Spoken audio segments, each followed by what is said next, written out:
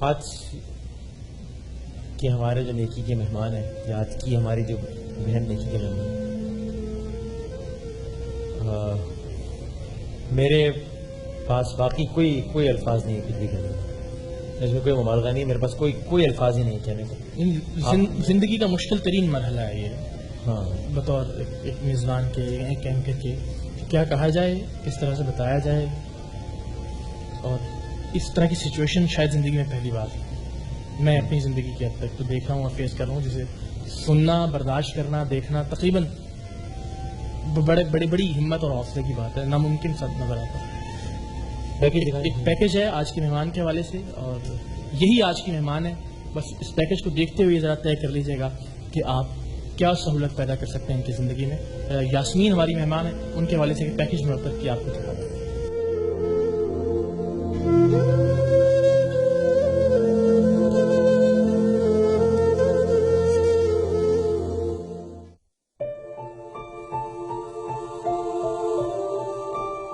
نویں جماعت کی طالبہ یاسمین خون کے آنسو روتی ہے۔ یہ اردو زبان کا کوئی محاورہ نہیں، کسی شاعر کا کوئی تخیل نہیں، اور نہ ہی کسی ناول یا افسانے کا کوئی جملہ ہے۔ لاہور کی یاسمین سچ مچ خون کے آنسو روتی ہے۔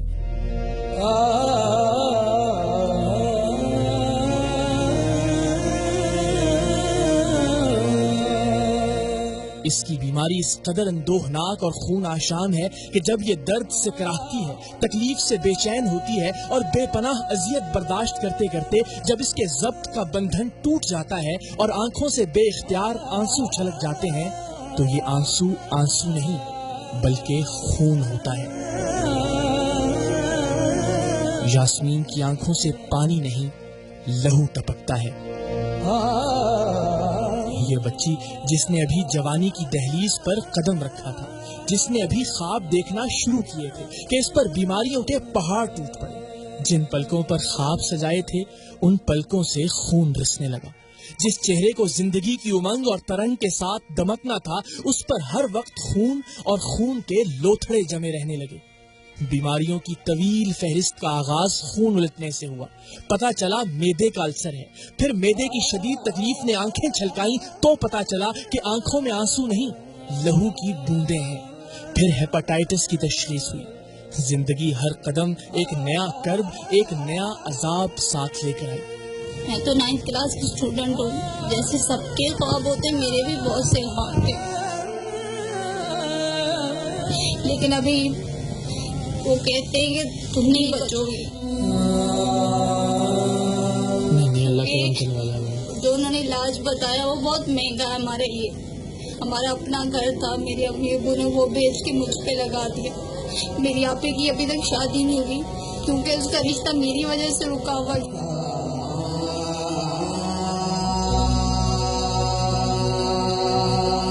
میرے پاس تو ابھی اتنے پیسے نہیں ہیں، ہم اس کو کسی ہاسپٹل پہ لے کے جائیں، اور اس کے بچنے کے چانس بہت کم ہیں۔ یاسمین کی ماں کی آنکھیں تو نہیں لیکن دل خون کے آنسو روتا ہے۔ ایک گھر تھا جو ماں باپ نے اپنی نازوں پلی بیٹی کی زندگی بچانے کے لیے بیچ دیا ہے۔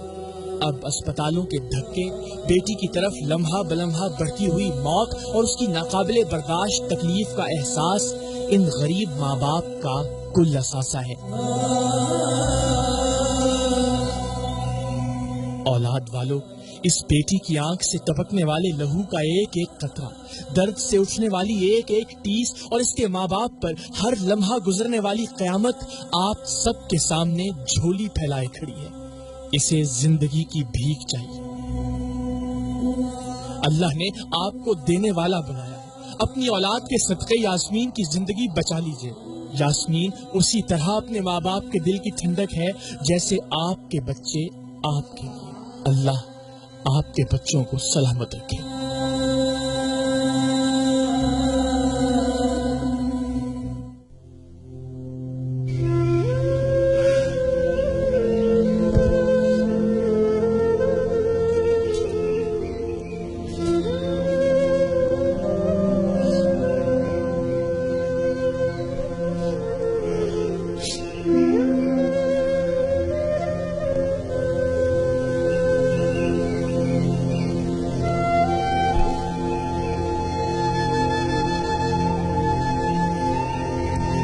چلے اب آپ نے حوصلہ کرنا ہے, ہمت کرنی ہے, رونا نہیں ہے.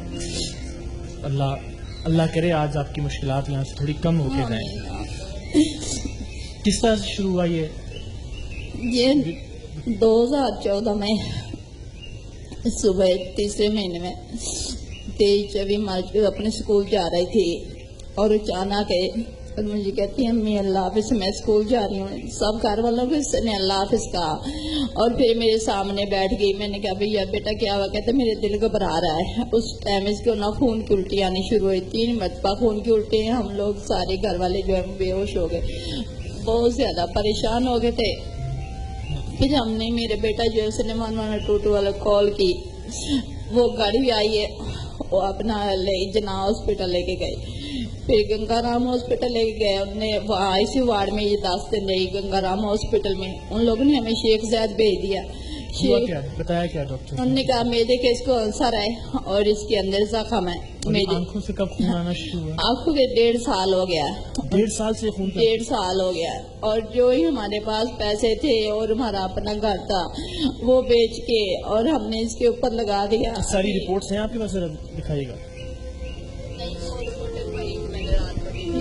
اس میں کیا ہے؟ اس میں اور کاغذ ہے وہ جو ذرا رپورٹس بھی جو ہیں کامران بھائی ذرا ان کی رپورٹس منگوائیے گا ساری. اچھا, پھر اس کے بعد ان لوگوں نے ہمیں سروس ہاسپٹل بھیج دیا. بس 2.5 سالوں میں پورے لاہور کا کوئی ہاسپٹل نہیں جو ہم نے چھوڑا ہوا ہے. ہر ہاسپٹل جس کے علاج کروایا ہے. پچھلے ماہ اب مجھے صرف یہ بتائیں تاکہ ہم ابھی سے اناؤنس کر کے پھر بات کریں اپنی بہن سے. پچھلے ماہ ان لوگوں نے کہا بھی اس کی جو ہے نا وہ حالت خطرے میں ہے اور ڈاکٹر جبال دین نے کہا بھی 20 سے 25 لاکھ کا اس کا علاج ہے. جو یہ اس کا علاج ہوئے تھے یہ 22 ابھی تک ویسے آپ کسی پرائیویٹ ہاسپٹل میں نہیں دکھا سکے؟ نہیں, ہمارے پاس سرکاری ہاسپٹلوں میں اور جو بھی تھے وہاں میڈیسن لے کے دیتے تھے ہم اپنے پیسوں سے لے کے آتے. پرائیویٹ اسپتال ہیں یا اچھے اسپتال ہیں وہاں 20 سے 25 لاکھ؟ ہاں جی, 20 سے 25 لاکھ روپیہ انہوں نے بتایا جو ہمارے پاس نہیں ہے. ہمارے پاس گھر کہاں تھا آپ کا؟ گھر ہمارا تھا نادر آباد میں, لاہور میں. نادر آباد میں ہمارا اپنا گھر تھا. بھیج دیا جب اس کی کنڈیشن ایسی ہو گئی تھی اور 2-3 مرتبہ ڈاکٹر کے بعد ہم گھر لے کے آتے تھے. ہمارے پاس ہماری آنکھیں کا اندھیرا ہو جاتا تھا. میں کہتے یا اللہ میری جان میری بیٹی کو زندگی بخش دے, یا اللہ ہمیں مان دو, میری بیٹی زندگی بخش دے. ہمارا پورا محلہ اکٹھا ہو جاتا تھا, ہمارا گھر خون سے لگ بھگ ہو جاتا تھا. جب اس کی کنڈیشن ایسی ہوتی نہیں کوئی بھی ہمارا محلے والا بھی نہیں دیکھ سکتا تھا. ہمارے سب کے آگے ہاتھ بندے ہوتے تھے. خدا کے واسطے ہمارے آپ لوگوں سب لوگوں کا آگے اپیل, میری بچی کی زندگی بچا لو, میری انشاءاللہ.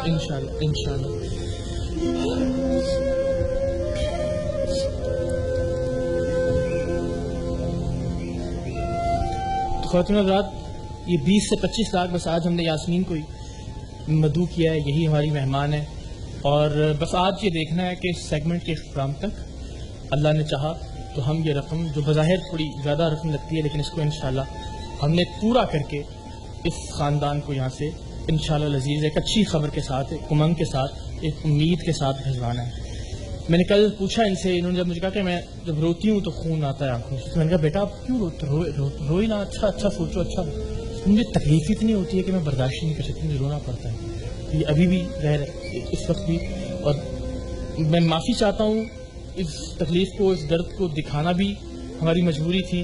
اور اگین یہ ہمارا آخری آپشن ہوتا ہے کہ جب تک یہ نظر نہیں آئے گا تب تک ظاہر ہے لوگ جنہیں اللہ نے نوازا ہے, جنہیں اللہ نے جن پر مہربانی ہے وہ آگے نہیں بڑھیں گے. انہیں اندازہ نہیں ہوگا کہ دکھ کتنا ہے, تکلیف کتنی ہے, اذیت کتنی ہے. تو یاسمین سے بھی ہم بات کریں. پہلے بس میں اناؤنسمنٹ ایک کر دوں پھر آپ بات کرتے ہیں. ایک آپ نے وجیہہ صاحبہ کا بتایا جنہوں نے صحیح, وجیہہ صاحبہ نے 50,000 اور غلام شبیر صاحب نے 1 لاکھ روپے ہمیں کال کیا. بہت بہت شکریہ, تھینک یو ویری مچ. تو 25 لاکھ روپے کا ہدف جو ہے ہم آج رکھتے ہیں, تو انشاءاللہ اللہ نے چاہا تو اس کے اختتام تک.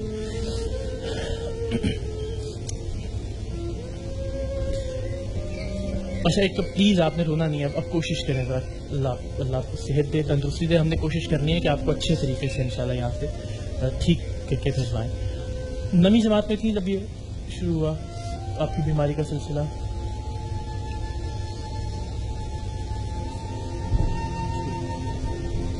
آپ ٹھیک ہیں؟ 30 مارچ کو اسکول جا رہی تھی, ایگزام تھے.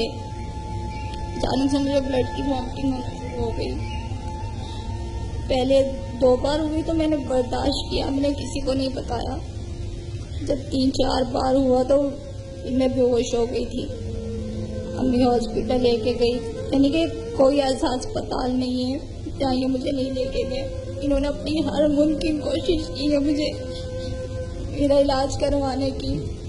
मेरे अब्बू की टांग टूटी हुई है, वो फिर भी मेरी वजह से काम पे जाते हैं।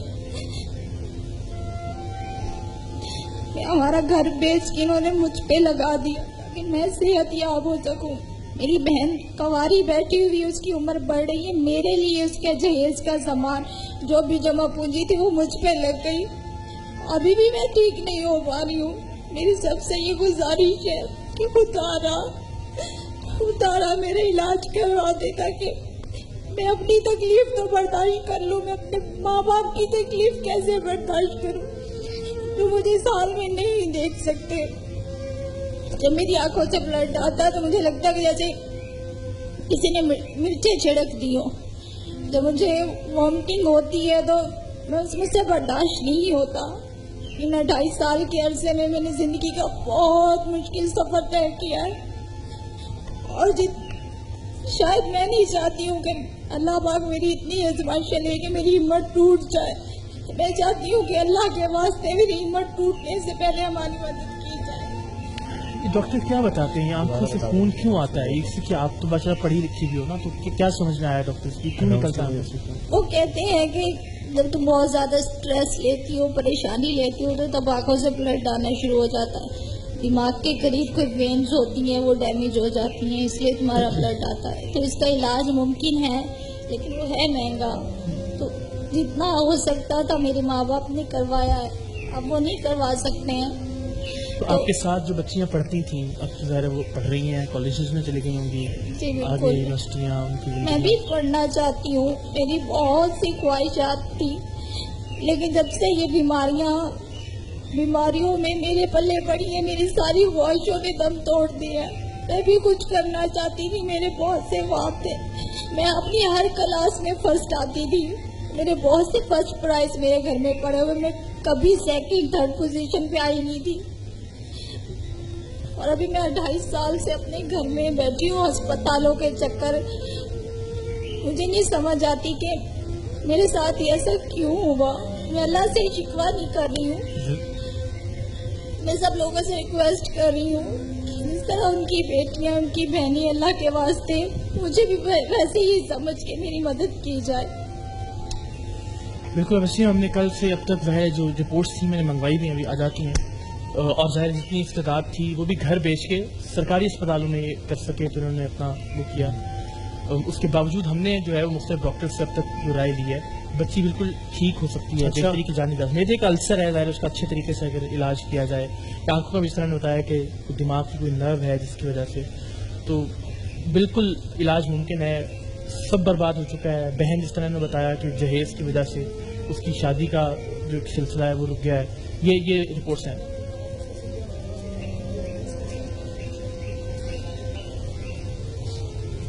ये ख़ातिन हज़रात, आप में से जो बंदा खुदा जितनी मदद करना चाहे वो करे, लेकिन उसके साथ अगर अपनी तसल्ली करना चाहता है कि ये वाकई एक मर्ज है, ये कोई अफसानवी बात नहीं है, ये कोई टेलीविजन पे कोई आप ड्रामा नहीं देख रहे हैं, ये आप किसी शेर व शायरी की बात नहीं सुन रहे हैं, हम किसी और दुनिया की बात नहीं कर रहे हैं, एक कहानी नहीं घड़ रहे हैं आपके सामने।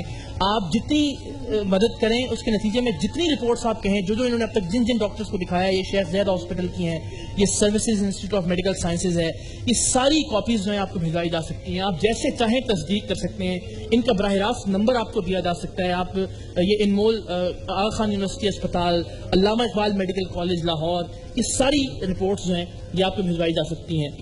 आप बस ये कि जिस तरह तसल्ली चाहें आप करें और उसके बाद चाहे आप मदद करें। और देखें ये बहुत बड़ा जुमला है जो उन्होंने रवानी में कह दिया इस हालत में भी, कि उन्होंने कहा मैं अल्लाह से शिकवा नहीं कर रही। ये बहुत बड़ा दिल चाहिए ये बात कहने के लिए, ये बात सोचने के लिए। भाई हमें तो आज इसीलिए ये पेपर पेन लेके बैठ गया हूँ कि इंशाल्लाह इतना मामला हो जाएगा कि लिखने की जरूरत पेश आएगी इंशाल्लाह। और ये जो कुछ अनाउंसमेंट्स हुए वो मैं कर देता हूँ। यहाँ ऑफिस से ही हमें एक बंदा खुदा ने ये एक एनवलप भिजवाया है जिसमें 48,000 रुपए हैं। ऑडियंस से मैं आप लोगों का हमेशा बहुत शुक्रगुजार रहता हूँ, आप लोग दुआ करते हैं और پریکٹیکلی بھی کرتے ہیں. آڈینس سے بھی ایک مجھے ایک اینولپ آیا ہے, ٹھیک ہے, اس میں کچھ اماؤنٹ ہے جو ہم نے کھولا نہیں, وہ ڈائریکٹ یہی دیکھ لیں گے. اس کے علاوہ ایک بندہ خدا ہے دبئی سے, انہوں نے 1 لاکھ روپے کا انہوں نے اعلان کیا ہے. ایک اور بندہ خدا ہے, انہوں نے 50,000 روپے کا اعلان کیا ہے. اچھا, عثمان صاحب ہیں, انہوں نے بھی 1 لاکھ روپے دیے ہیں, عثمان صاحب نے. اور آصف حمید صاحب ہیں لاہور سے. آصف صاحب آپ کا بہت شکریہ, آپ نے عائشہ حامد, اچھا عائشہ حامد صاحبہ, ٹھیک ہے, لاہور سے, سوری, عائشہ حامد صاحبہ ہیں لاہور سے.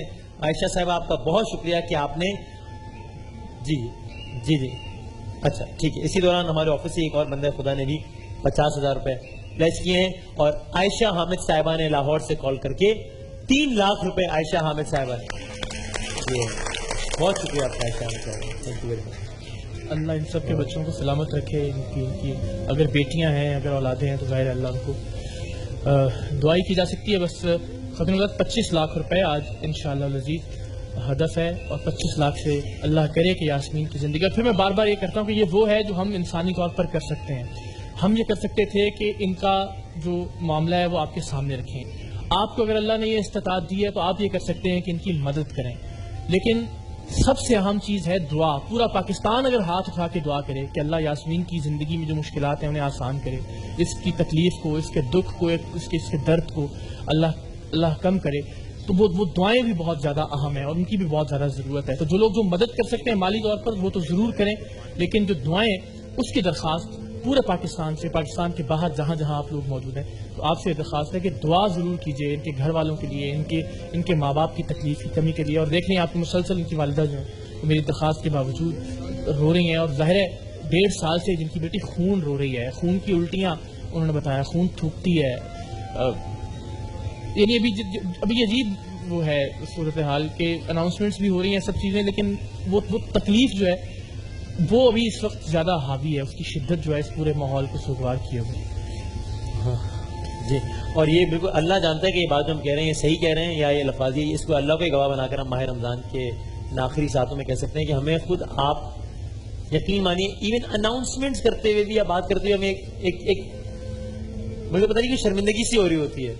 آپ یقین مان لیجئے کہ یہ جملہ یہ میں ایسے اللہ کو ہی گواہ بنا سکتا ہوں اس میں کہ یہ بات صحیح ہے, لیکن ہمیں اس وقت اس سے زیادہ مناسب کوئی طریقہ اور سمجھ میں نہیں آتا ہے کہ کچھ کرنے کا. یہ بھی رب الجلال کی قسم کھا کے کہ اللہ نے کوئی ایسا خزانہ دیا ہوا ہوتا ہے, کچھ ایسا ہوتا ہے کہ ہم خود اس میں سے نکال کے, تو یہ سب شاید پھر وہی بات ہے کہ یہ آخری آپشن ہوتی ہے کہ ہمیں پتہ ہے کہ اس کے علاوہ مدد نہیں ہوگی, اس کے علاوہ مشکل ہو جائے گا اس خاندان کی اذیت کو کم کرنا. تو بس پھر یہی ایک آپشن ہوتا ہے کہ مجبوراً ان کو لایا جائے, بات کی جائے لوگوں سے.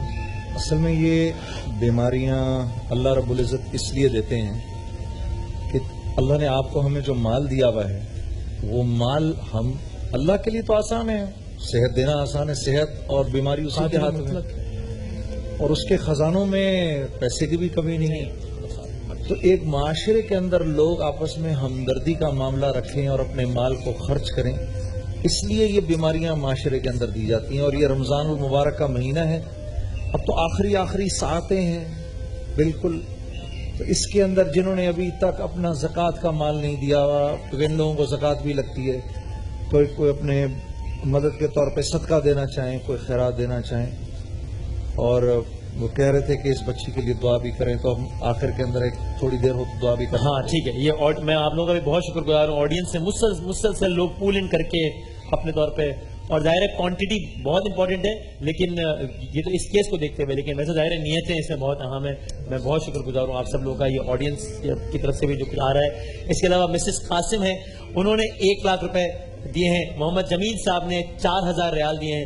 الیاس صاحب نے 50,000 روپے دیے ہیں. بہت شکریہ آپ لوگوں کے, بہت احسان ہے, بہت نوازے ہیں, بہت شکریہ. اچھا ٹھیک ہے, بس ہم آہستہ سے جا رہے ہیں کلوزنگ کی طرف سیگمنٹ کی. درخواست بھی ہے کہ وہ ظاہر ہے جو بندہ خدا ہمیشہ ویسے تو انہوں نے ثواب دیدی اختیار دیا ہے, لیکن میں چاہوں گا کہ ذرا اگر ٹیم ان سے رابطہ بھی کر لے, تو ابھی چاہے وہ اناؤنسمنٹ کر لیں یا اس کے بعد, یا جس طرح مسز نورا کرتی ہیں, وہ تو ہمارے ظاہر وہ ہے کہ رکھا ہوا ہوتا ہے, لیکن یہ کہ ظاہر ان پر جتنا دباؤ کم ہو, بہت زیادہ وہ کرتے ہیں, اتنا اچھا ہے, زیادہ سے زیادہ لوگ کنٹریبیوٹ کریں, اتنا زیادہ بہتر ہے. تو بس آپ ہمت کریں, حوصلہ کریں. اب آپ کی زیادہ حوصلے کی ضرورت ہے. جب آپ اس کا علاج کروائیں گے, اچھے ڈاکٹرز دیکھنے ہیں, اسپتالوں میں جانا ہے آپ نے, ٹھیک ہے نا, تو آپ ہمت ہاریں گی.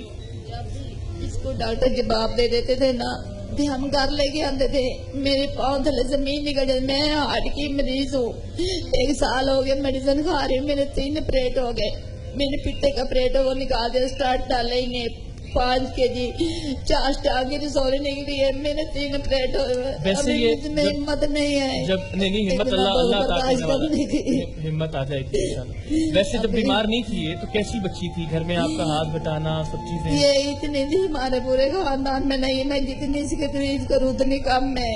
ये तो 250 नाते जो है वो जबान नहीं ये सुनाती थी, अपने स्कूल में फर्स्ट आती थी, मिलाद पढ़ने जाती थी, लोग हमें कहते थे काश हमारी बेटी भी ऐसी हो। मैं अल्लाह को दुआ करती थी, या अल्लाह मेरी बेटी को तमाम अपनी हिफाजत में रखी, बद नजरों तो बचाई। इसके इतने लंबे बाल थे, ये कमीज पहनती थी उससे लंबे इसके बाल थे, अपने बालों में छुप जाती थी, इतनी खूबसूरत थी। इसके घर पीछे पड़ी है, वो मेरा दिल नहीं करता देखने को। शादी पे जाते थे, लोग कहते थे यास्मीन यास्मीन, हर बंदे के मुंह से यास्मीन की आवाज आती थी।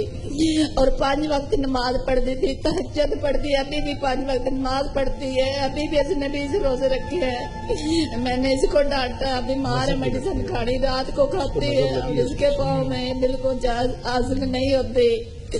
हम लोग बहुत बस अल्लाह करम करने वाला है, पाकिस्तान के लोग बड़े अच्छे हैं, आप देखिएगा। जब आपका शो देखते थे मैं अल्लाह के दुआ करती, अल्लाह ताला इतने लोगों को वसीला बनाए, हमारा भी बना दे, अल्लाह ताला मेरी बेटी का वसीला बना दे। अल्लाह ने वसीला बना दिया और इंशाल्लाह अल्लाह ने चाहा अच्छी खबर के साथ। खुशबू साहिबा हैं, उन्होंने 50,000 रुपए, खुर्रम साहब हैं, उन्होंने 50,000 रुपए, बंदा खुदा हैं ऑस्ट्रेलिया से, उन्होंने 1 लाख रुपए, माशाअल्लाह।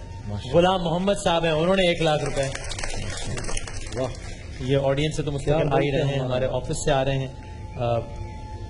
अभी मैंने हाथ में रखी है लिफाफा ताकि मैं इसमें मजीद ऐड करता जाऊँगा,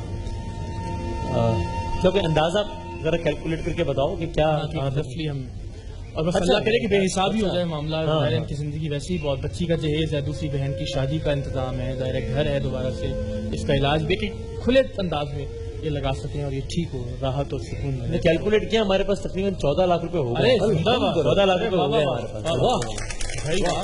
हाँ, सेफ साइड में, ठीक है, जरा सेफ साइड में। हाँ ठीक है, तो अभी आ रहा है सिलसिला। हाँ, तो ये एक बस फिर बस दुआया नोट पे आखिर में जो भी आप हाँ बिल्कुल, बस एक तो बहन आपने ये सोचना है कि सब भाई बहनें जितने भी हैं मुश्किल वक्त सब पे आ जाता है, तो ये इसको किसी और अंदाज में, मुझे अंदाजा आप पढ़ने लिखने वाली समझदार बच्ची हो, तो इसको आपने दिल पे इस तरह से नहीं लेना कि किस तरह से किसी को, ये कि हम सब एक दूसरे की मदद करते हैं ना जब भी कोई मुश्किल में आता है, तो अल्लाह करे आप बिल्कुल ठीक हो जाओ, आप अपने ख्वाब पूरे करो, आगे जाओ, तो फिर आप भी इसी तरह से लोगों की मदद करो। हम दो हैं आपके भाई, ठीक है ना, ये बात हो गई तय, सही है, ठीक है ना, हम दो हैं आपके भाई, ठीक हो जाओगी, किसी की भी मुश्किल हो गई, कोई भी प्रॉब्लम नहीं होगा। मैं इसकी आपने इस बात को कहीं भी ये नहीं सोचना कि ये क्या था और हमने कैसे बैठा और टीवी पे और लोगों से, ये बिल्कुल नहीं, अल्लाह आपको ठीक करेगा और फिर आपने इसी तरह से लौटाना है। जैसे अगर हमारे घर में कोई मसला होता है अगर, तो हम लोगों से कह देना कि भाई मेरी बहन के साथ मसला है, कुछ मदद करो, अगर हमारे पास कुछ ना होता हमारे घर में, बस ऐसे बहुत काम किया है, तो हम जो कर सकते हैं वो तो करेंगे, वो तो होगा, ये तो सिर्फ वो है कि जो हो गया, तो बाकी तो हम आपके साथ हैं इंशाल्लाह, ठीक है ना। बहुत बहुत तो आपने अब अच्छा सोचना है, डॉक्टर्स ने कहा ना कि आप ज्यादा सोचती हैं, डिप्रेस होती हैं, तो ये खून के आंसू आते हैं, तो आपने कोशिश करनी है अच्छा सोचना, ठीक है ना, अल्लाह सेहत देगा आपको, बस एक दुआ करवाते हैं, बाकी जो सिलसिला है आप जुनैद भाई प्लीज आज जुनैद भाई मुझे अंदाजा है कि ऐसे तो बात ही नहीं हो रही बिल्कुल इस बच्ची को देख। बिस्मिल्लाहिर्रहमानिर्रहीम, सबसे दफात सब हाथ उठाएं जो टेलीविजन के उस तरफ भी बैठे हैं, यहाँ पे भी सब लोग। अल्हम्दुलिल्लाहि रब्बिल आलमीन वस्सलातु वस्सलामु अला रसूलिहिल करीम, या अव्वलल अव्वलीन या आखिरल आखिरीन या ज़ुल क़ुव्वतिल मतीन या राहिमल मसाकीन या अरहमर राहिमीन या राहिमल मसाकीन। ए अल्लाह, ये जिन लोगों ने हाथ उठाए हुए हैं हम सब के अगले पिछले छोटे बड़े तमाम गुनाहों को माफ़ फरमा। ए अल्लाह, ये हमारी बच्ची जिस तकलीफ में है, मेरे मालिक अपने फजल से इसको इस तकलीफ से निजात फरमा, और इसी की तरह की जितनी बच्चियां सारे मुल्क में, सारे आलम इस्लाम में, या अल्लाह जो इस किस्म की तकलीफ से इस वक्त जो माँ बाप गुजर रहे हैं, वो बच्चियां गुजर रही हैं, बच्चे गुजर रहे हैं, या अल्लाह उन सबको सेहत शिफाए कामला नसीब फरमा। इस बच्ची को सेहत शिफाए कामला नसीब फरमा, इसको दोबारा से इसकी वही पुरानी वाली जिंदगी अता फरमा, इसके माँ बाप को शादो आबाद फरमा। اے اللہ اس بچی کی صحت کے لیے جن جن لوگوں نے اپنا مال اس بچی کو دیا ہے، میرے مالک اپنی شان کے مطابق ان لوگوں کو اس مال میں برکت نصیب فرما۔ اے اللہ ان کو دائمی صحت عطا فرما، ان کی اولادوں کو صحت عطا فرما، اور جو دینا چاہ رہے تھے نہ دے سکے، اے اللہ ان کے اپنے تو بڑا قدردان ہے، ان کی اس نیت پر اے اللہ تو ان کو بھی عطا فرما۔ اس بچی کے ان تمام مسائل کو حل فرما، محض اپنے فضل و کرم سے ہماری دعاؤں کو قبول فرما، آمین آمین آمین۔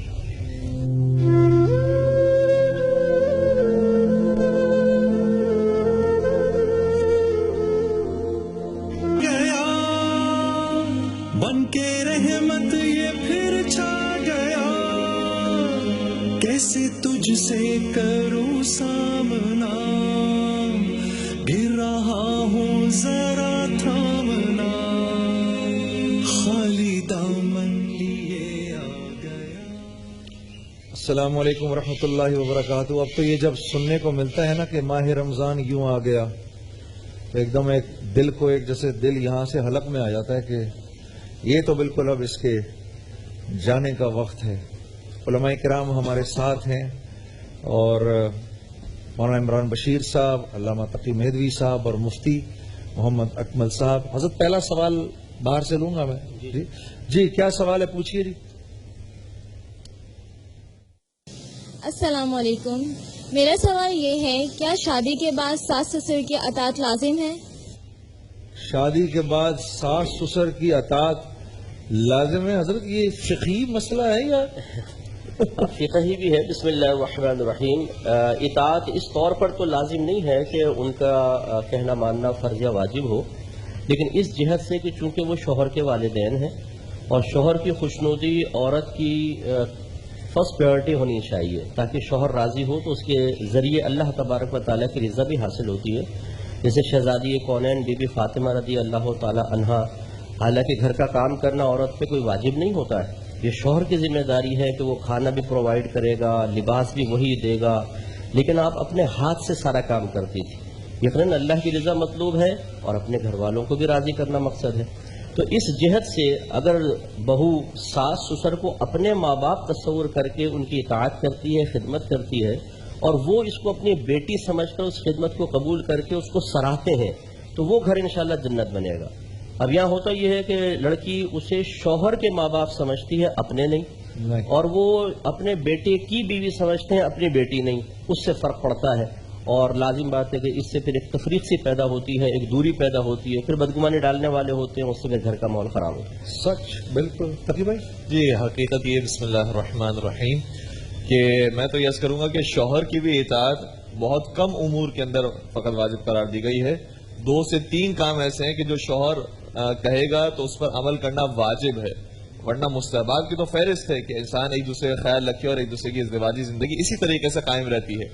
تو جب شوہر جو ہے وہ حکم نہیں چلا سکتا اپنی بیوی پر، تو شوہر کے والدین کس طریقے سے حکم چلا سکتے ہیں؟ پہلی بات یہ ہو گئی۔ لیکن وہی بات ہے کہ یہ بیٹی جو ہے اپنے ساس سسر کو ماں کے درجے پر اور باپ کے درجے پر اگر سمجھتی ہے تو یقیناً جتنی مدد وہ کر سکتی ہے خدمت کریں، اور اسی طریقے سے وہ خدمت لینے کے اندر بھی دیکھیں کہ اپنی بیٹی سے کیا واقعاً وہ یہ خدمتیں لیتے ہیں کہ انہیں کھانا پکانے کا، انہیں چائے بنانے کا، انہیں گھر کی صفائی کا، انہیں سارے کام کیا اپنی بیٹی کو بھی دیتے ہیں، نہیں دیتے؟ یا پھر وہ جب بیٹی آتی ہے تو بڑی شہزادی ہوتی ہے، گھر کی جو ہے دلہن ہوتی ہے، اور جب یہ حقیقی دلہن جو گھر میں آتی ہے اسے ہم کام کرنے والی اور خادمہ بنا لیتے ہیں، تو یہ طریقہ بھی نہیں ہونا چاہیے۔ ماشاءاللہ جی۔ اس میں جنید بھائی بسم اللہ الرحمن الرحیم، پہلی بات تو یہ عرض کروں گا کہ جہاں پر بھی شرن کا لفظ عام طور پہ بولا جاتا ہے نا، تو شرن خالی قانون کو بتانے کے لیے نہیں بلکہ اخلاقیات کی انتہا کو بھی بتانے کے لیے ہے۔ تو یہاں آج 2 رویے ہو چکے ہیں، یا تو ساس سسر کو بالکل ہی اگنور کیا جا رہا ہے، یا ساس سسر اپنے آنے والی بہو کو اگنور کر رہے ہیں، دونوں غلط ہیں۔ نبی کریم صلی اللہ علیہ وسلم کی ساس صاحبہ تھی ام رومان، سیدنا صدیق اکبر رضی اللہ تعالیٰ عنہ کی زوجہ محترمہ، جو کہ عمر میں بھی کم تھی، ان کو اماں جان کہہ کے پکارا کرتے تھے۔ انتقال ہوا تو خود قبر میں اترے، اور اماں خدیجہ کی بہن جب دروازہ آ کے دستک دیتی تو بعض آنکھوں میں آنسو آ جاتے ان کی محبت کے اندر۔ ایسے ہی اماں حلیمہ، سعدیہ اور حضرت شیمہ جو رضائی بہنیں اور رضائی ماں ہیں، ان کی وجہ سے، ان کے صدقے سے حنین کے موقع پہ ہزاروں قیدیوں کو آزاد کر دیا کہ میری بہن جو مجھے دودھ پلانے وقت کھلایا کرتی تھی اور دیکھ بھال کرتی تھی. اس لیے دونوں چیزوں کو ہم دیکھیں, خالی قانون کو نہ دیکھیں کہ قانون کیا ہے. ویسے بھی حدیث پاک میں آتا ہے کہ ابو کا سلاس, تمہارے والدین 3 طرح کے ہیں, جنہوں نے تمہاری پرورش کی, جنہوں نے اپنی بیٹی دی یا جس طرف تم گئے, اور تیسرے تمہارے والدین. اچھا مفتی صاحب, ایک یہ پھر ایک سوال پھر میرے ذہن میں یہ آ رہا ہے کہ بھئی بیوی لے کر آ رہا ہوں نا, میں کوئی نوکرانی تھوڑی لے کر آ رہا ہوں کہ وہ میرے ماں باپ کی خدمت میں لگ جائے. کیا میں اس کے ماں باپ کی خدمت میں لگنے کو تیار ہوں؟ اس کو تو میں کہہ رہا ہوں کہ تیرا بھائی کس مرض کی دوا ہے, تو وہ میں کوئی خاتمہ تو نہیں لا رہا نا کہ وہ میرے ماں باپ کی خدمت کرے. دیکھیں, میں اکثر یہ سمجھاتا ہوں, مجھے کبھی بیانات کے لیے بلواتے ہیں شادی کی تقریب میں, تو میں ان اصولوں کو ذکر کرتا ہوں کہ سب سے پہلے لڑکا لڑکی کو ایک حقوق زوجین کورس کرنا چاہیے, اس کے بعد شادی ہونی چاہیے, تاکہ شوہر کو پتا ہو کہ میرے فرائض کیا ہیں اور کیا کیا حقوق میرے لیے ضروری ہیں. اسی طرح لڑکی کو معلوم ہونا چاہیے. یہ عدم واقفیت کی بنا پر ایسا ہوتا ہے کہ شوہر یہ کہتا ہے کہ تجھے تو میں لایا اس لیے ہوں کہ میرے ماں باپ کی خدمت کر, انا للہ, اور ماں بیٹے سے کہہ رہی ہوتی ہے کہ یہ شام کو مجھے چائے بنا کے پیش نہیں کرتی, اس کو طلاق دے دے. اور ہوتا ہے شوہر کہتا ہے کپڑے استری کیوں نہیں کیا, اس پہ مار رہا ہے, کھانا کیوں نہیں پکایا, اس پہ مار رہا ہے. حالانکہ لڑکی پر کوئی بھی واجب نہیں ہے, شوہر پہ لازم ہے نان نفقہ دینا. نان نفقہ مطلب کھانا پینا, رہائش, لباس. لباس سلا ہوا دے گا, کھانا پینا اگر لڑکی خود بناتی تھی تو کم از کم چیزیں لا کر دے گا, وہ اپنے لیے بنائے گی. شوہر کی خدمت بھی واجب نہیں ہے اس پر. ہاں, مستحب کے دروازے حضرت نے فرمایا بہت ہے اور کرنی بھی چاہیے خدمت, لیکن پہلے ان چیزوں کو سیکھ لے نا انسان, پھر اسے پتہ چلے کہ مجھے کہاں تک جبر کرنے کی اجازت ہے اور کہاں ریکویسٹ کرنی ہوگی. جہاں میں ریکویسٹ کرنی ہے وہاں ہوتا ہے جبر, اور جہاں جبر کرنا چاہیے کہ عورت نماز نہیں پڑھ رہی ہے, بے پردگی کر رہی ہے, وہاں ہوتی ہے ریکویسٹ. اس سے خرابی پیدا ہوتی ہے اور گھر کا نظام آپ کو یہ نظر آتا ہے. عجیب بات فرمائی آپ نے, عجیب بات فرمائی. جی دوسرا سوال. جی السلام علیکم. میرا سوال یہ ہے کہ اگر کوئی شخص اپنی بیوی کو چھوڑنا نہ چاہتا ہو اور بیوی عدالت سے کھلا لے لے تو اس کی شرعی حیثیت کیا ہے؟ پہلے قاضی بھائی, فقہ جعفریہ کی روشنی میں اگر مرد طلاق نہیں دینا چاہتا تو اور کوئی راستہ نہیں ہوگا. یعنی اگر خاتون اپنا مہر معاف بھی کرنا چاہتی ہے, اس کے باوجود شوہر ہی کی ذمہ داری ہوگی کہ وہ طلاق کے صیغہ جاری کرے. اور جب مہر معاف کرتی ہے اور اس کے درمیان یہ دیکھا جائے گا کہ کیا عورت اور مرد کے درمیان نفرت قائم ہو گئی ہے, بغض قائم ہو گیا ہے, تو پھر ایسی صورت میں طلاق کے صیغے مرد ہی جاری کرے گا. ٹھیک ہے. البتہ جس طریقے سے مفتی صاحب نے بہت خوبصورت بات کی طرف اشارہ کیا, اور یہ بہت ضرورت ہے اس بات کی, وہ یہ ہے کہ بہت سارے ایسے دینی امور ہوتے ہیں کہ جس کو ہم انجام دینے جا رہے ہوتے ہیں, لیکن اس سے پہلے جو ہمیں کورس کرنا چاہیے اس کا. دیکھیں, جب انسان دکان بھی کھولتا ہے تو اس کے کچھ اصول ہوتے ہیں, اس کو جانتا ہے کہ بھئی قانونی کارروائی کیا ہونے والی ہے. ایک گاڑی خریدتا ہے, اس کے بارے میں بھی جانچ پڑتال کرتا ہے کہ بھئی یہ گاڑی میں خرید رہا ہوں, خدا نہ خواستہ کوئی نقصان نہ ہو جائے. اب پوری زندگی کے انسان کو فیصلہ کرنا ہے کہ مجھے اب 40 برس 50 برس تا حیات مجھے اس مرد کے ساتھ رہنا ہے, تو کون کون سی چیزیں جس کی شریعت نے اجازت دی ہے وہ رکھ لینی چاہیے. اس میں ایک چیز یہ ہے جو فقہ جعفریہ کے مطابق ہے کہ اگر خاتون نکاح کے وقت یہ کہہ دے کہ طلاق کا اختیار جس طریقے سے مرد کے پاس ہے اسی طریقے سے اختیار مرد مجھے ہبا کر دے, اور مرد یا مجھے بھی دے دے اور اپنے پاس بھی رکھے, تو ایسی صورت میں اگر کوئی پریشانی بھی پیدا ہوتی ہے تو پھر وہ طلاق کے صیغے مرد کی وکالت میں عورت جاری کر سکتی ہے اور طلاق ہو جائے گی, اگر یہ شرط پہلے سے رکھی گئی ہے, اسی بنیاد پر نکاح ہوا ہے. ورنہ اگر نہیں ہوا ہے, شروع میں جو ہے بہت ہنسی مذاق اور خوشحالی کے ساتھ جو ہے وہ یہ شادی ہو گئی, لیکن بعد میں اس کی حساسیت کا اندازہ ہوا تو پھر مسائل بھی پیدا ہوں گے, اور اس کے بعد پھر وہ خلا خود عورت تو نہیں لے سکتی, مرد کو کہہ سکتی ہے, ریکویسٹ کر سکتی ہے, اپنا مہر معاف کر سکتی ہے, پھر مرد کی مرضی ہے کہ وہ طلاق کسی کا جاری کرتا ہے یا نہیں کرتا. جی ہمارے فقہ حنفی میں صرف 2 وجوہات ہیں جن کی بنا پر جج شوہر کے قائم مقام ہو کر فسخ نکاح کر سکتا ہے. پہلے تو یہ ایک تصحیح درکار ہے کہ کورٹ سے جو نکاح ختم کروایا جاتا ہے یہ خلا نہیں ہے, یہ فسخ نکاح ہوتا ہے. اچھا, اس کو فسخ نکاح کہنا چاہیے. خلا کا مطلب تو یہ ہوتا ہے کہ لڑکی مطالبہ کرے شوہر مال کے بدلے میں طلاق دے, اس کو خلا کہتے ہیں, اور جو مال کے بدلے میں طلاق نہ ہو اس کو صرف طلاق کہتے ہیں. تو فقہ حنفی میں جج شوہر کے قائم مقام ہو کر طلاق نہیں دے سکتا, فسخ نکاح نہیں کر سکتا, اس کا حق صرف شوہر کو ہے. لیکن بعض وجوہات ایسی ہوتی ہیں جس کی بنا پر پھر جج کو اختیار دے دیا گیا. مثلا ایک مفقود الخبر ہے, شوہر کہیں چلا گیا اور اس کی خبر آنا بالکل بند ہو گئی، جیسے مثلا عراق گیا کوئی بم بلاسٹ ہوا اب اس کی اطلاع آنا بند ہو گئی ہے، ایسی صورت میں عورت کورٹ میں آئے گی، جج اس کو 4 سال کی مہلت دے گا، پہلے انویسٹیگیشن کرے گا، تحقیق کرے گا، گواہ منگوائے گا، 4 سال کی مہلت دے گا، 4 سال کے بعد دوبارہ عورت آ کے اپنا دعویٰ دائر کرے گی، اگر وہ شوہر کی اطلاع کوئی نہیں آئی تو یہ شوہر کے قائم مقام ہو کے فسخ نکاح کروا دے گا۔ دوسرا ہوتا ہے کہ شوہر ابتدا سے ہی حقوق زوجیت ادا کرنے پر قدرت نہ رکھتا ہو، اس میں بھی عورت آ کے مطالبہ کرے گی، جج 1 سال کی مہلت دے گا کہ اپنا علاج کروائیں، 1 سال بعد اگر عورت آ کے پھر یہ مطالبہ کرتی ہے کہ ایسا کچھ بھی نہیں ہوا ہے تو پھر جج اس کو شوہر کو پہلے کہے گا تم طلاق دو، اگر نہیں دے گا تو فسخ نکاح۔ اس کے علاوہ فقہ حنفی میں کوئی گنجائش نہیں ہے مفتبی قول کے مطابق۔ مفتبی کا مطلب یہ ہوتا ہے کہ اقوال 2 طرح کے ہوتے ہیں، ایک راجح ہوتا ہے، ایک مرجوح قول ہوتا ہے۔ علماء راجح قول عوام کے سامنے بیان کرتے ہیں اور جو کم درجے کا قول ہوتا ہے اس کو اپنے پاس رکھتے ہیں، لیکن بوقت ضرورت بعض وقت مرجوح قول راجح پہ غالب آتا ہے۔ مثال کے طور پہ ایک شوہر ہے، بیوی کو نان نفقہ نہیں دے رہا، مارتا ہے، پیٹتا ہے، حضرت میں نے ایسی ایسی بچیاں دیکھی ہیں کہ کانوں سے خون بہ رہا ہے ان کے، ناک پھاڑ دی ہے، زنجیریں باندھ کے ان کو رکھا ہوا ہے، ایسے سے شوہر ظالم بھی ملتے ہیں۔ اب اگر یہ کہا جائے کہ جی آپ کا کورٹ کا فسخ نکاح نافذ ہی نہیں ہوگا، کورٹ بلا رہا ہے شوہر کو کہ آؤ اپنا بیان کرو، وہ آ ہی نہیں رہا، نوٹس بھیج رہے نہیں آ رہا، تو اس بچی کو کیا مرنے کے لیے اس کے لیے چھوڑ دیا جائے؟ ایسا تو نہیں کر سکتے۔ رات کے 2 بجے بچی کو گھر سے باہر نکال دیا، وہ پڑوس میں جا کر، وہ مجھے یہ سچا میں آپ کو واقعہ عرض کر رہا ہوں، پڑوس میں جا کے اس نے پناہ لی، اس شخص نے اس کے ساتھ برا معاملہ کر دیا۔ اس طرح کے جب معاملات ہوتے ہیں تو پھر ہم یہ کہتے ہیں کہ اگر جج واقعی پہلے انویسٹیگیشن کرے، تحقیق کرے، شوہر کو بلائے، نہیں آئے تو وہ فسخ نکاح کر سکتا ہے۔ لیکن یہ جو بہنیں بعض اوقات کرتی ہیں کہ جی شوہر نے مجھے زیور لا کر نہیں دیا، ماں کی زیادہ فیور کرتا ہے، بہنوں کی زیادہ سنتا ہے، تو ہم کورٹ میں دعویٰ دائر کر دیا، یا تو پہلے طلاق دو، نہیں تو دعویٰ دائر۔ اچھا اب وکیل کیا کہتا ہے؟ ایسے تو تمہیں کھلا نہیں مل سکتا، تم الزام لگاؤ تمہارا شوہر عورتوں کے پیچھے جاتا ہے، شراب پیتا ہے، جوا کھیلتا ہے، عورت اس کے تابع ہو کے جھوٹے الزام لگا کر فسخ نکاح کی ڈگری لے لیتی ہے یا خلا نافذ کروانے کی کوشش کرتی ہے، یہ طلاق نہیں ہوگی، وہ لڑکی اس کے نکاح میں رہے گی۔ بعض اوقات ہم سمجھتے ہیں ہر صورت میں کورٹ کا فسخ نکاح نافذ ہو جائے گا، وہ اس کے نکاح میں رہے گی، اس کی منکوحہ ہے۔ اب اگر کسی اور جگہ نکاح کر دیا وہ ہوگا ہی نہیں، وہ سمجھ لیں غیر مرد کے ساتھ زندگی گزار رہی ہے، تو ان تمام امور پہ توجہ کرنا انتہائی ضروری ہے۔ یعنی آپ کی بات سن کے مجھے اس بات کا خیال آتا ہے کہ یہ معاملات جو ہیں یہ اتنے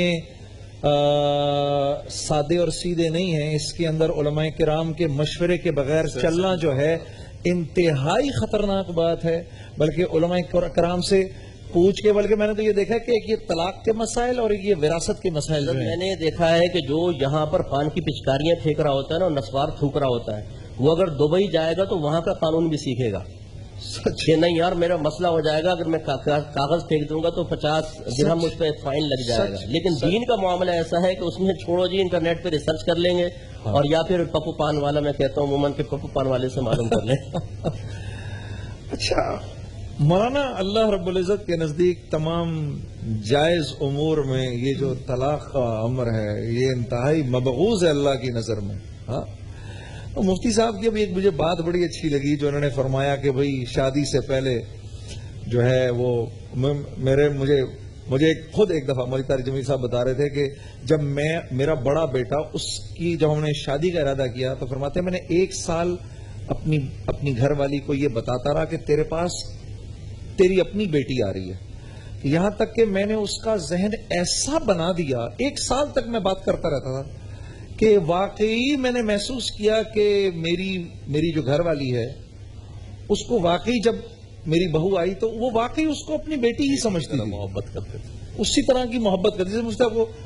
تو یہ تو آج کل کے دور میں اسی لیے آج طلاقیں ہو رہی ہیں۔ تو بات یہ ہے کہ آپ کل پرسوں بھی اسی بات کو ڈسکس کر رہے تھے کہ ایک خاتون کہہ رہی ہیں کہ داڑھی والا بندہ ہے تو میں اس کے ساتھ شادی نہیں کرنا چاہتی۔ جی، کہ جتنے بھی مسائل معاشرے کے اندر آ رہے ہیں دین سے دوری کی وجہ سے ہیں۔ سبحان اللہ، جو آپ نے بات فرمائی نا، ابغض الحلال الی اللہ والطلاق، کہ اللہ کے نزدیک سب سے مبغوض چیز طلاق ہے۔ اب خطبہ نکاح کو دیکھ لیں، افسوس اتنا کہ ہمیں یہی پتہ نہیں کہ نکاح کے خطبے میں کیا پڑھا جائے۔ 3 آیات پڑھی جاتی ہیں، اور عجیب بات یہ ہے کہ تینوں آیات میں نکاح کا تذکرہ نہیں ہے، تینوں آیات میں اللہ سے ڈرنے کا تذکرہ ہے۔ یا ایھا الناس اتقوا ربکم یا ایھا الذین آمنوا اتقوا اللہ وقولوا قولا سدیدا، بلکہ یا ایھا الناس اتقوا ربکم میں 2 دفعہ تقوی کا ذکر ہے کہ اللہ سے ڈرو، اللہ سے ڈرو۔ عدالتیں، قوانین، ساری چیزیں نافذ کروا سکتی ہیں، لیکن رویوں کو کیسے نافذ کروائیں گی؟ تو رویے تب ہی ٹھیک ہوں گے جب خوف خدا ہوگا. رأس الحکمت مخافت اللہ. تو خدا را اللہ سے ڈرتے ہوئے سب سے خوبصورت رشتہ اللہ نے یہ بنایا، ہم نے اس کو سب سے بدصورت بنا دیا ہے. کائنات میں سب سے پہلا رشتہ بھی اللہ نے یہ بنایا، جوڑے گا، اور جنت میں جانے کے بعد بھی یہی رشتہ ہوگا. کاش ہم اس کی قدردانی کرنے والے بن جائیں. اور اسی کے متعلق حضور علیہ الصلوۃ والسلام نے فرمایا، جس کی بیوی گواہی دے دے کہ یہ اعلیٰ اخلاق والا ہے، میں گواہی دیتا ہوں یہ جنت میں سب سے اعلیٰ درجے میں جانے والا ہوں. ماشاءاللہ ماشاءاللہ. بلکہ میرے نبی صلی اللہ علیہ وسلم کے قول کے مطابق آپ نے فرمایا بھی اپنے گھر والوں کے ساتھ اچھے رہا کرو، اور میں اپنے گھر والوں کے ساتھ تم سب میں سب سے بہتر ہوں. میں یہ سوچتا ہوں کہ اللہ کے نبی صلی اللہ علیہ وسلم سے زیادہ مصروف کون ہو سکتا ہے؟ کوئی انسان مصروف ان سے زیادہ ہو سکتا ہے؟ اس کے باوجود اور پھر امہات المومنین بھی ایک سے زیادہ، اور اتنی ان سے محبت کے سب کی سب آپ سے اتنی محبت کرتی تھیں. اللہ رب العزت ان خوبصورت اخلاق کا کچھ حصہ ہمیں بھی عطا فرمایا. جیسے ہمارے علماء کرام نے فرمایا بھئی تھوڑا سا یہ ہے کہ گھر میں جب گھر والی کو لانے لگو تو تھوڑا سا اپنی بیوی کو بھی تھوڑا سا سمجھاؤ، اپنے بیٹے کو بھی تھوڑا سا سمجھاؤ، تاکہ آپ لوگوں کے گھر ایسے ہی بسے رہیں شاد و آباد. ایک بریک لیں گے، بریک کے بعد دوبارہ حاضر ہوتے ہیں. رمضان یوں آ گیا بن کے رحمت یہ پھر چھا گیا، کیسے تجھ سے کروں سامنا، گر رہا ہوں